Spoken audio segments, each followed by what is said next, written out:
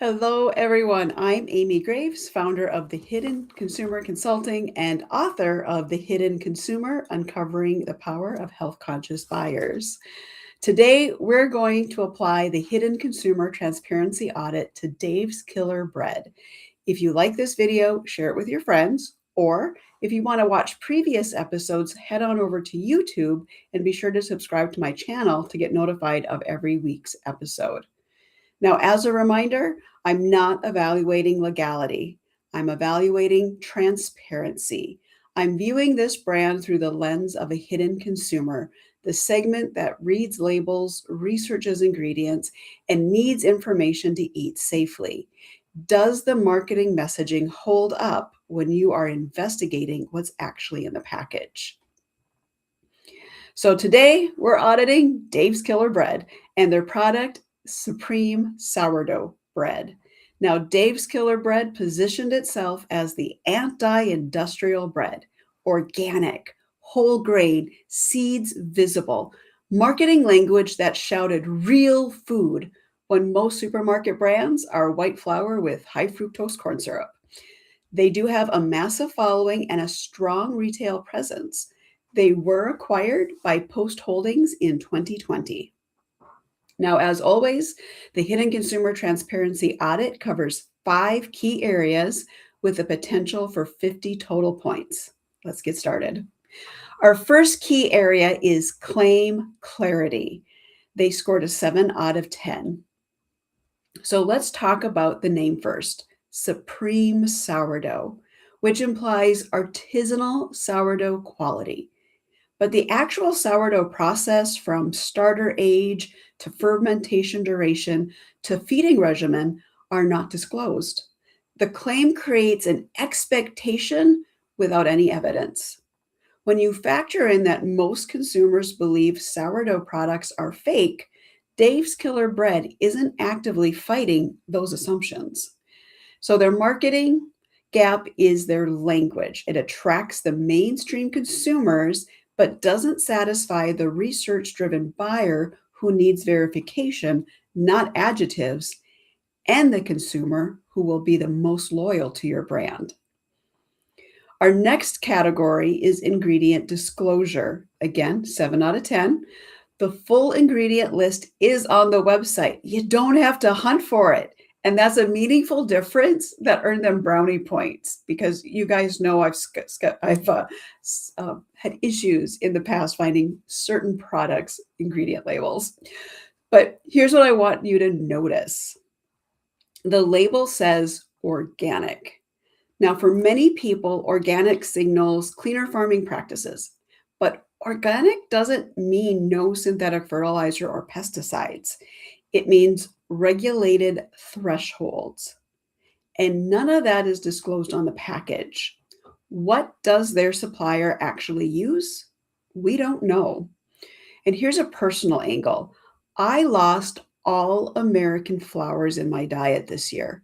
My flour to make my homemade sourdough bread, my only bread, has to be imported from Italy.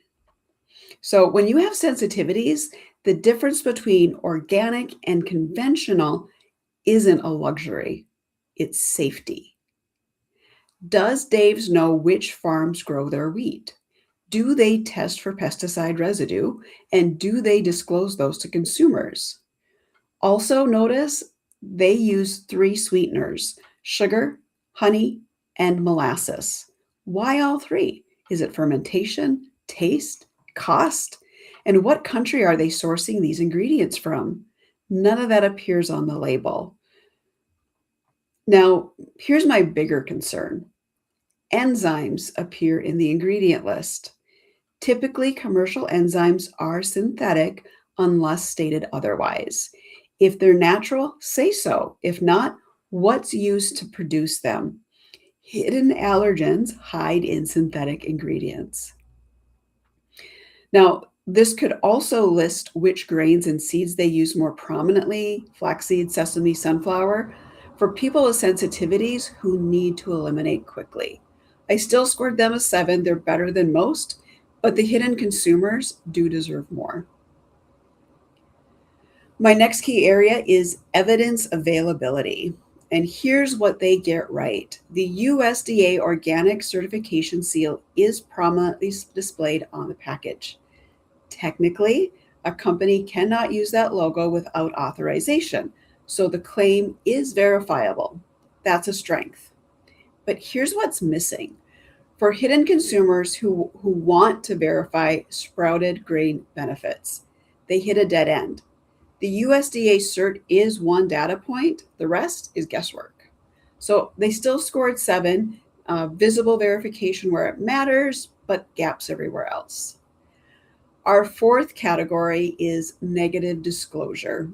The brand is obviously a gluten wheat company. Saying contains gluten is less crucial here than with another brand that might want to hide it.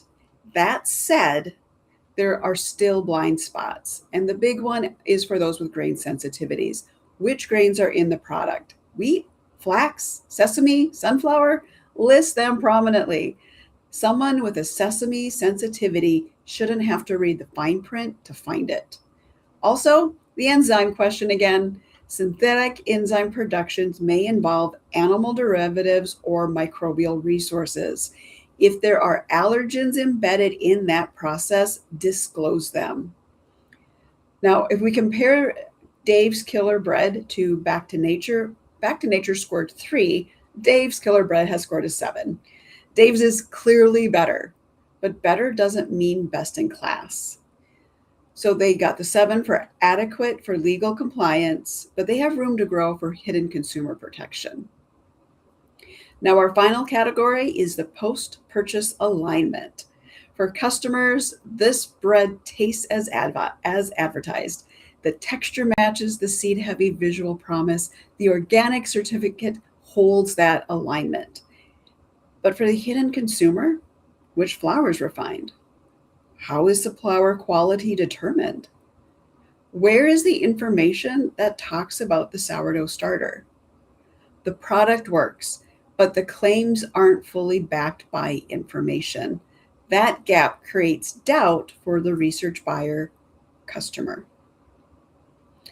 So they scored a 7. It works for the mainstream, but needs clarity for the deep investigator. So overall, the Hidden Consumer Transparency Audit total score for Dave's Killer Bread is 35 out of 50 points. Dave's Killer Bread scores higher than any company I have audited to this point. Why? Because they publish more information up front, but they're still not best in class because they leave unanswered questions that the hidden consumer needs answered. I will give Post Holdings a positive acknowledgement for not outright switching all the ingredients to whatever the cheapest supplier has to offer. I did not know this brand until last week, but it looks like Post Holdings did not go down the path other holding companies do when acquiring a popular food brand. Check out my acquired effect on from last week if you want more information on that one. Now, if you want to learn more, I am starting to publish my audits as case studies on my website in the blog section. And I did start with Dave's Killer Bread because I had a very good positive outcome from this. I probably put a little bit more bias in because they had so many whole food ingredients. It was easy to find what they were claimed to be putting in their product, and I know that legally what's there is there, but we did need to do some deeper dives. So they might have gotten a bit of a padding positive because I really did appreciate what's happened, even though they had been acquired by Post Holdings. So by the end of the week, I do hope to have Liquid Death and Sieta brands case studies on my website as well to show how these different brands stack up and in different areas. So if you have questions, feel free to reach out, drop your comment or question in the chat. And until later, I'm Amy. And remember, when you remove the confusion, long-term revenue follows.